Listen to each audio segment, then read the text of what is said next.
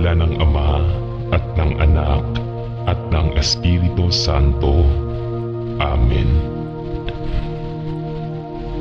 Ama sa langit, kung paano kita pinasasalamatan sa buhay ng aking anak at sa pagdadala sa kanya sa mahalagang milestone na ito sa kanyang buhay. Isang seremonya ng pagtatapos na nagtatapos sa isang mahalagang yugto ng kanyang paglalakbay sa buhay at nagbibigay daan sa mga twist at turn na hindi maiiwasang haharapin niya sa hinaharap. Dalangin ko na ilalapat niya ang lahat ng natutunan niya hanggang sa ngayon at napatuloy mong ituturo sa kanya ang iyong mga paraan at gabayan siya sa landas na palalakaran mo sa kanya. Bigyan mo siya ng karunungan sa mga pagpipiliang kailangan niyang gawin. At ipinagdarasal ko na magkaroon siya ng maayos na paghuhusga sa mga hamon na naghihintay sa kanya.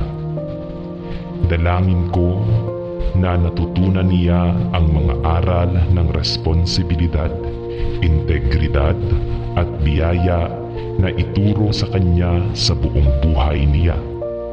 At ang natutunan niya ay makikita mismo sa direksyon na pipiliin niyang puntahan. Panatilihin siyang matatag sa kanyang pananampalataya at naway mapanatili niya ang kanyang tiwala sa iyo, lalo na kapag nagsimula siyang bombarduhan ng mga hindi maiiwasang tukso at bawal sa buhay.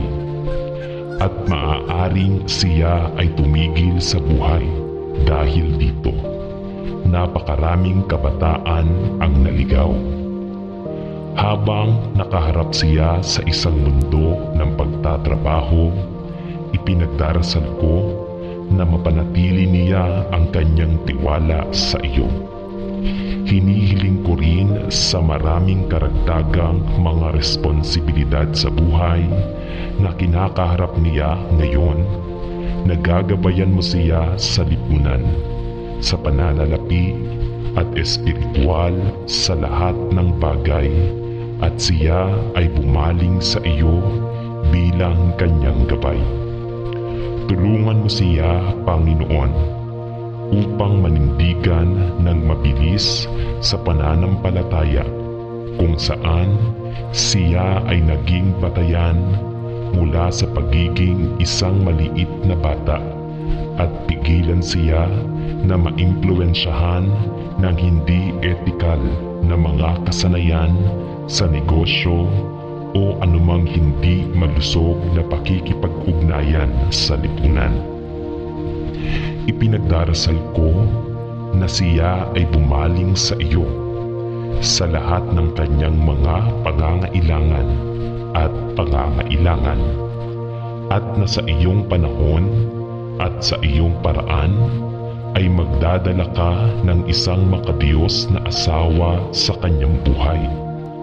Kaya't pagkasama silang naninindigan laban sa agos ng sangkatauhan na naglalayong lumubog ang lahat ng nagtitiwala sa iyo. Ama, salamat sa iyo na ikaw ang aking Ama at sa pagbibigay sa akin ng pribilehiyong maging ama sa aking sariling anak. Dalangin ko na sa kanyang pag-adultong buhay ay pananatilihin niya kabilang ang bato kung saan siya pinagbabantayan at ang kanyang kasalukuyang oras ng pagtulong sa pangangailangan. Sa pangalan ni Jesus ay nananalangin ako. Amen.